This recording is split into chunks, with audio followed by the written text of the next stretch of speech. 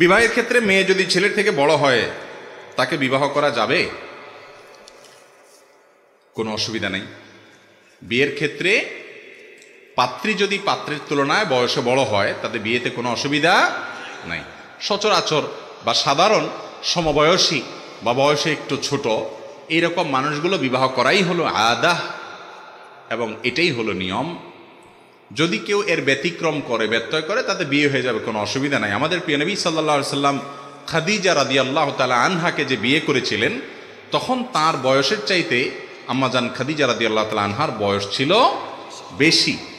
অতএব সেখান থেকে বোঝা যায় নিজের চাইতে বা পাত্রের চাইতে পাত্রীর বয়স বেশি হলে বিয়েতে কোনো অসুবিধা নাই। এসব বিষয়গুলোকে আমরা অনেক সময় অনেক বড় করে দেখি, এত বড় বিষয় না। হ্যাঁ, সচরাচর বা স্বাভাবিকভাবে সমবয়সী বা একটু নিজের চাইতে বয়সে কম হলে ম্যাচ করে, সুবিধা হয়, কিন্তু এটা সবসময় জরুরি না। একটু ব্যতিক্রম হলেও কোনো অসুবিধা।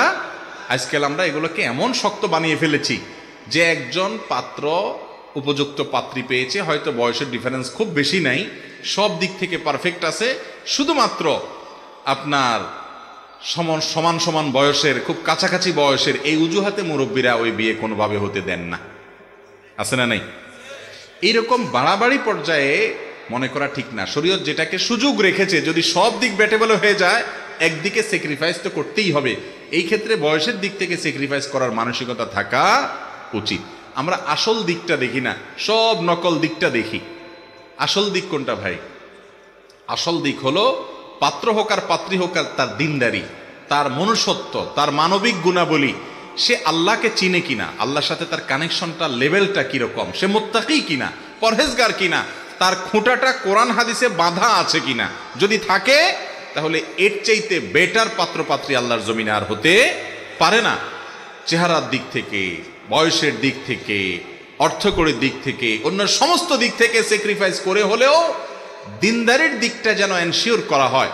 নবীজি সাল্লাল্লাহু আলাইহি সাল্লাম আমাদেরকে ওসিয়ত করে গেছেন, ফাজফার বিজাতিদ দ্বীন, তুমি দিনদারিতে দেখে বিয়ে করবা, এই দিকটা দেখে বিয়ে করে জেতার চেষ্টা করবা, তাহলে তুমি সুখী হতে পারবা।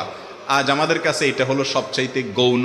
আমাদের কাছে এখন হলো মেয়ের বাপরা চায় একটা টাকার বস্তার সাথে বিয়ে দিতে, আর ছেলের বাপ মারা চায়, আরে ছেলের বাপ মারা চায় কি একটা ময়দার বস্তার সাথে বিয়ে দিতে। ভালো বলছি, ভালো বলছি।